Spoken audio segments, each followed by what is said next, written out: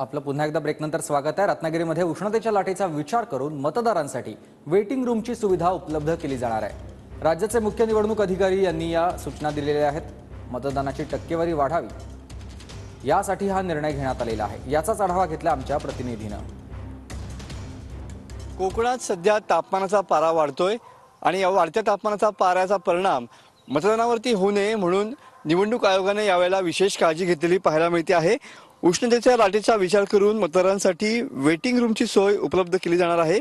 कोकणात सध्या तापमानाचा पारा वाढतो आहे। उष्णतेने नागरिक हैराण झालेले पाहायला मिळत आहेत। सध्या तापमानाचा पारा हा 42 अंशाच्या वरती गेलेला आहे। त्याचमुळे राज्याचे मुख्य निवडणूक अधिकाऱ्यांनी मतदान केंद्राच्या ठिकाणी वेटिंग रूम उभारण्याच्या सूचना या ठिकाणी दिलेल्या आहेत।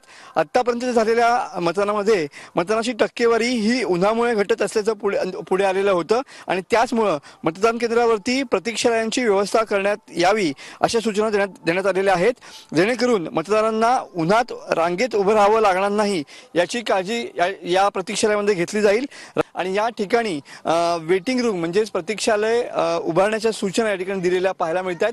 जेणेकरून जी मतदानाची टक्केवारी जी घटते आहे त्याला आळा घालण्यासाठी या ठिकाणी या प्रतीक्षालयांची व्यवस्था करण्यात येणार आहे। जेणेकरून रत्नागिरी आणि सिंधुदुर्ग जिल्ह्यामध्ये मतदानाचा टक्का हा वाढू शकेल। कॅमेरामन समित गजनेसह मी मनोज जेले, TV9 मराठी, रत्नागिरी।